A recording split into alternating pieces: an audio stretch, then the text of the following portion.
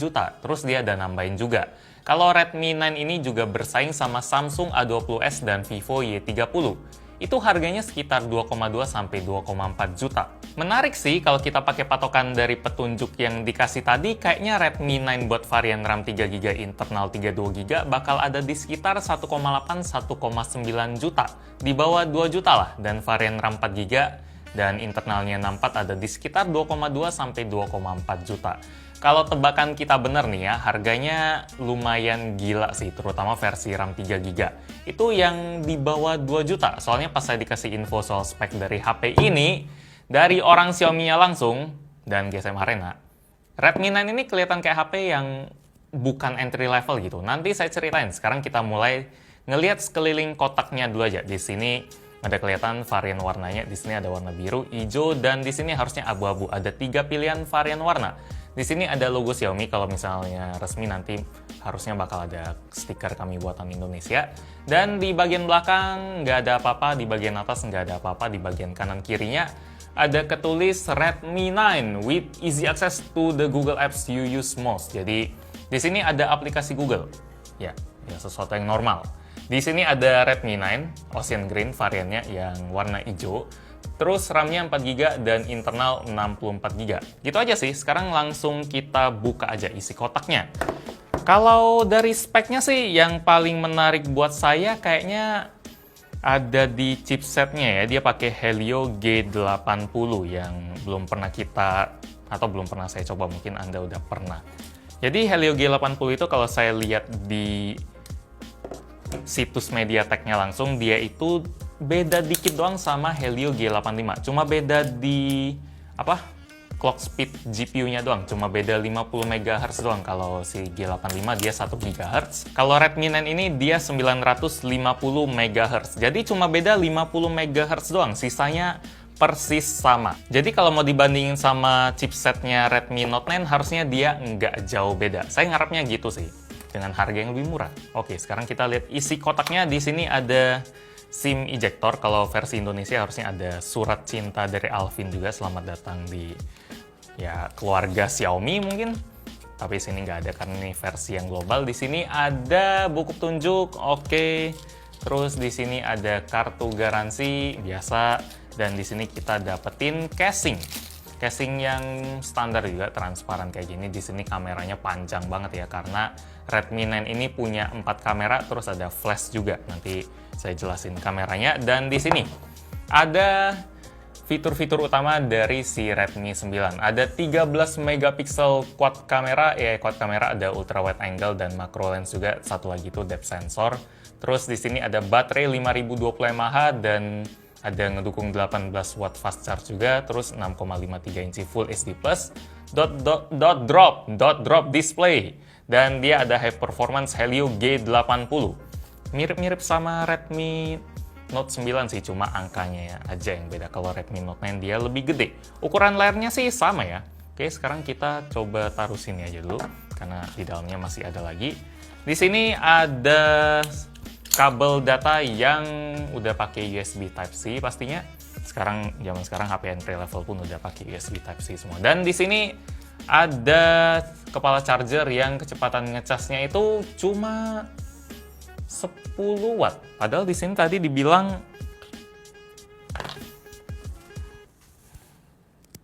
di sini ya. Di sini tadi dibilang kalau dia ngedukung 18 watt fast charging. Jadi sama kayak HP Xiaomi atau HP yang sebelumnya, kayaknya pernah ada HP yang dia ngedukung fast charging tapi kepala charger yang dikasih itu cuma kecil doang. Apple ya, kalau nggak salah namanya Apple. Sip, sekarang kita buka aja plastiknya. Ini dibukanya dari depan gini ya, lumayan. Nggak ada lumayan. Dari sini ternyata. Kirain tinggal sekali tarik doang. Ini HP ini punya baterai yang gede juga ya, 5020 mAh. Itu gede banget sih. Kayaknya salah satu syarat utama buat HP entry level zaman sekarang itu memang harus punya baterai yang gede ya. Saingan yang tadi kita sebutin kayak Realme C11, terus Vivo dan Samsung itu juga rata-rata baterainya 4000 sampai 5000 mAh. Mungkin brand mikirnya atau orang yang beli juga mikirnya nggak masalah HP entry level speknya nggak kenceng. Yang penting HP-nya bisa hidup, daripada HP yang speknya kenceng tapi nggak hidup ya sama aja kan. Apalagi sekarang udah masuk masa new normal, itu orang udah harus mulai aktivitas di luar lagi. Baterai yang gede di sini jadi tambah penting lagi rasanya. Kalau misalnya baterai HP kita nggak gede, minimal punya power bank kayak gini lah, yang tebel kayak gini, atau minimal yang kecil bisa sekali cas, udah lumayan. Ini saya belinya di Tokopedia, biar nggak ke gap karena ya mungkin selama di rumah udah kebiasaan sama colokan kan. Pakai data juga harus diisi, nggak bisa ngandelin wifi rumah lagi. Bisa diisi juga di Tokopedia. Dan biar denger musik atau nonton YouTube nggak ganggu orang di tempat umum, bisa pakai TWS, nyarinya di Tokopedia juga. Apapun lah, nyarinya di Tokopedia. Kalau ada kebutuhan Anda yang kelupaan, klik link di bawah aja buat mulai belanja. Oke, sekarang kita lihat HP-nya aja. Di sini warnanya yang ocean green itu ya, atau warnanya, ini warnanya ocean green, tapi ini agak kebiru-biruan gitu. Di sini ada lingkaran yang lumayan unik. Saya baru ngeliat yang kayak gini. Bikin ingat sama Poco sih. Entah Xiaomi bakal masukin si Poco atau enggak, tapi yang dimasukin malah sih ini. Padahal kita kemarin nge-unboxing Poco rame itu. Taunya malah ini. Tapi ya udahlah. Di sini ada 4 kamera. Yang pertama itu kamera utama. Yang kamera utamanya yang ini ya. Kamera utama 13 megapiksel, terus ada kamera ultrawide. Kamera utamanya yang nanti coba kita cek pas di ngetes kamera aja. Yang pasti ini ada 4 kamera. Kamera utama 13 megapiksel, kamera ultrawide 8 megapiksel, kamera makronya 5 megapiksel, dan depth sensor dia 2 megapiksel. Mungkin depth sensornya yang ini ya, soalnya ini kecil banget. Sementara yang bagian paling bawah ini ada fingerprint sensor. Jadi ini bukan kamera. Saya kirain tadi yang pas ngelihat panjang banget itu kamera semua, taunya ini fingerprint sensor. Oke, ini lumayan unik juga lingkarannya. Terus di sebelah kiri ada SIM slot, SIM tray, yang harusnya udah ngedukung triple slot karena HP ini bisa dimasukin kartu microSD sampai 512 GB. Yap, ini udah triple slot. Terus di bagian bawahnya dia udah ngedukung USB Type-C karena ya kotaknya aja udah ngedukung USB Type-C. Di sini ada mikrofon, ada speaker, dan ada headphone jack. Sementara di sebelah kanan ada tombol power dan tombol volume. Kalau di atas dia ada infrared blaster dan ada mikrofon juga. Sekarang kita langsung hidupin HP-nya aja dan install Antutu dan aplikasi game kali ya, Mobile Legends dan PUBG M. Ini ada teksturnya. Kalau saya sih pasti pakai casing sih, cuma ya ini feel-nya sangat-sangat plastik. Oke, jadi ini adalah penampilan paling awal dari Redmi 9 atau Redmi 9. Dia pakai MIUI 11 ya, padahal saya lihat di GSM Arena dia udah pakai MIUI 12. Mungkin kita harus nunggu update-nya dulu, ini masih MIUI 11. Atau mungkin yang versi Indonesia udah MIUI 12, kita nggak tahu juga. Yang pasti kalau udah 12, itu bakal lebih asik lagi. Cuma sekarang belum sih. Ini ukuran layarnya 6,53 inci, Full HD, dan dia pakai Corning Gorilla Glass 3. Cuma karena ini udah ada plastik, jadi ada proteksi tambahannya lah. Tadi saya juga udah ngeliat benchmarknya di Antutu, dan saya ada bandingin sama si Redmi Note 9 juga. Dan hasilnya dia nggak jauh beda sih. Ini saya lagi ngeload bentar. Ini hasilnya 199.953. Yap, benar. Jadi anggap aja 200.000. Sementara kalau yang si Redmi Note 9 dia 197. Jadi 200.000 kita anggap sama lah ya. Ini dari skor CPU-nya mirip. Terus kalau si Redmi Note 9 dia lebih tinggi di skor GPU. Mungkin beda 50 MHz di Redmi Note 9 kerasa. Tapi kalau main game apakah kerasa? Kita bakal coba sekarang. Kita coba main Mobile Legends dulu. Kita udah keseringan keluar sih, keseringan AFK soalnya. Kan kita main Mobile Legends cuma pas ngetes HP doang. Jadinya skor kredit kita tinggal 94 doang. Kemarin 100 loh, atau 99 gitu. Tapi lawan AI tapi tetap kurang. Gua kirain kalau lawan AI dia bakal ya udah lah gitu kan lawannya AI. Musuh juga nggak bakal protes. Teman kita juga lawan AI doang. Tapi tetap kurang. Mungkin nggak boleh kebiasaan AFK ya. Ini kalau saya udah tinggal 90-an harus main yang bener lagi kali, biar nggak ngereng juga deh. Oke, sekarang kita coba cek. Tanggung, nanti ceknya. Wah, sip. Oke, sekarang kita coba cek. Dia bisa high frame, bisa high frame rate. Terus dia di settingan high, bukan yang ultra. Oke, kalau dilihat sih ini mulus sih.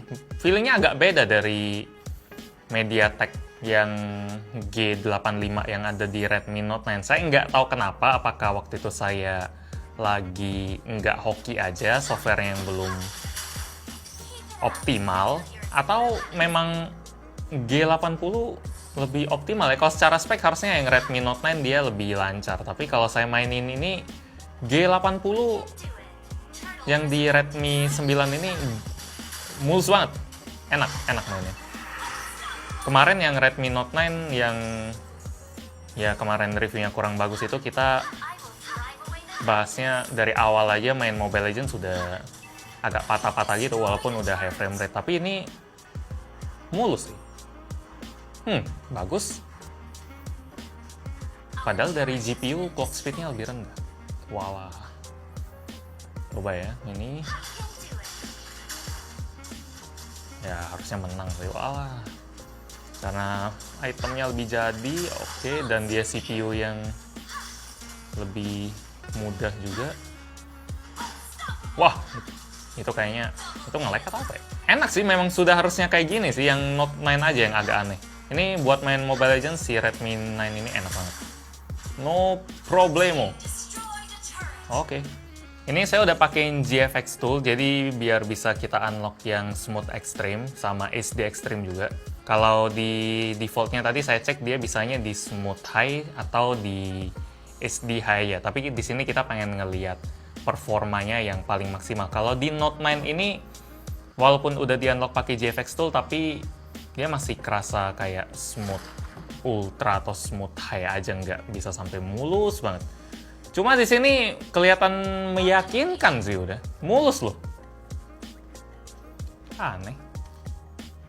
Kalau kemarin kerasa ada jedet-jedet atau ya frame drop gitu lah ke 20, 30, 40. Kalau ini kok gini sih, Xiaomi? Nggak ngerti juga.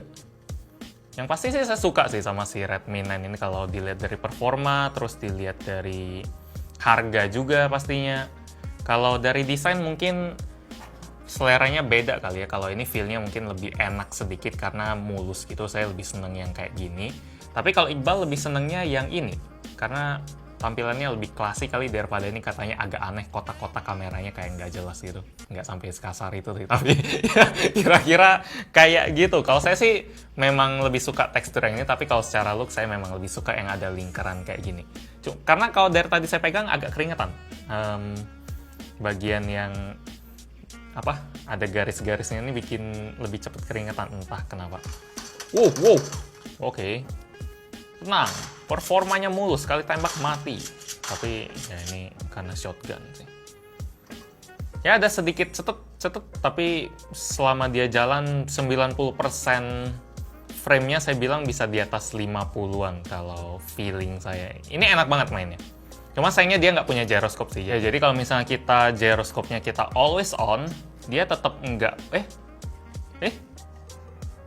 Tapi kok delay gitu ya? Nih.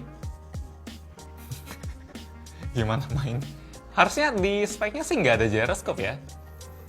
Cuma tetap nggak enak sih. Mungkin dia pakai sensor yang lain, karena kalau misalnya kita mau ke kiri, dia malah ke situ. Terus kita mau ke sini, dia malah ke situ. Dan agak delay juga. Jadi agak melentot-lentot atau gimana gitu lah. Kalau Anda disuruh main pakai ini sih, saya rasa nggak bakal bisa asik sih.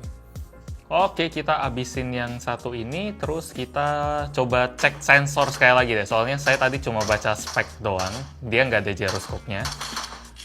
Tapi kalau buat beneran ada atau enggak, kita coba cek. Oke, sekarang sensor box. Kita buka, apakah ada gyroscope-nya. Kalau dari yang PUBG tadi agak aneh gitu, terus di speknya sih ada. Lah. Tapi kok aneh ya, saya putar ke bawah dia malah ke kanan. Ini ada-adaan doang nih kayaknya. Sekali lagi ya, coba kita ke sana. Tuh, malah enggak lah. No. Oke. Ini nggak ada gyroscope-nya. Dan ini juga nggak ada NFC-nya. Jadi, kalau secara performa, kalau misalnya Anda cari performa doang, kalau dibandingin sama Redmi Note 9, cuma pengen main game doang, saya lebih saranin si Redmi 9 aja. Tapi kalau misalnya dari fitur, atau dari kelihatan agak mewah, si Redmi Note 9 jelas lebih bagus karena harganya juga lebih mahal. Terus ada poni model tompel juga. Dan kameranya, sekarang kita bakal coba tes kamera dari si Redmi 9 ini. Jadi dia punya 4 lensa. Kalau misalnya Anda lupa, dia ada kamera utama 13 megapiksel, ultrawide 8 megapiksel, dan makro 5 megapiksel. Sekarang kita coba tes di sini satu. Sisanya saya bakal kasih lihat yang foto-foto di luar, yang lebih real, live, bukan di studio doang. Habis itu silakan Anda nilai sendiri.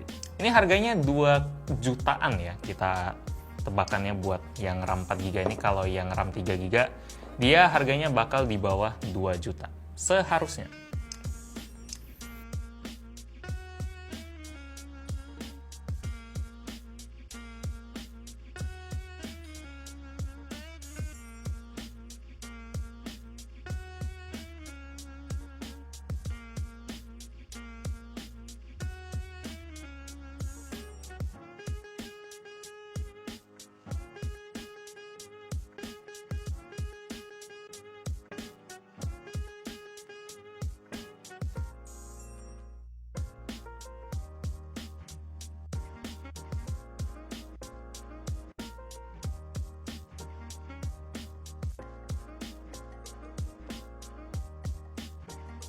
Oke, kira-kira gitu tes kamera dari Redmi 9. Apakah cocok buat harga yang sekitar naik turun sedikit 2 juta? Silahkan Anda coba nilai sendiri, soalnya saya belum ngeliat. Tapi kalau ngeliat ini sih, ya oke lah buat harga 2 juta gitu. Soalnya kalau dibanding sama entry level lain, memang nggak ada kamera yang benar-benar bagus gitu.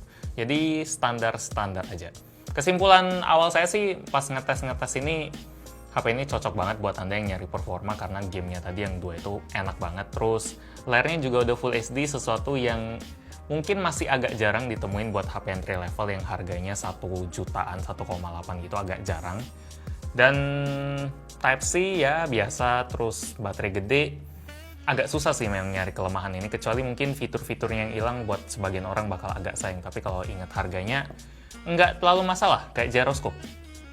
Ya sisanya mungkin harus nonton review kali ya, tapi saya nggak bakal review, jadi mungkin bisa mampir ke channel lain. Saling melengkapi kali ya, alasan. Ya gitu aja dulu unboxing buat Redmi 9. Like kalau Anda suka dengan video ini, dislike kalau nggak suka, dan kita ketemu lagi di video selanjutnya. Yo, lumayan lah kasih gambaran. Suka sih. Oke. Kalau review juga kita mau review apa ya?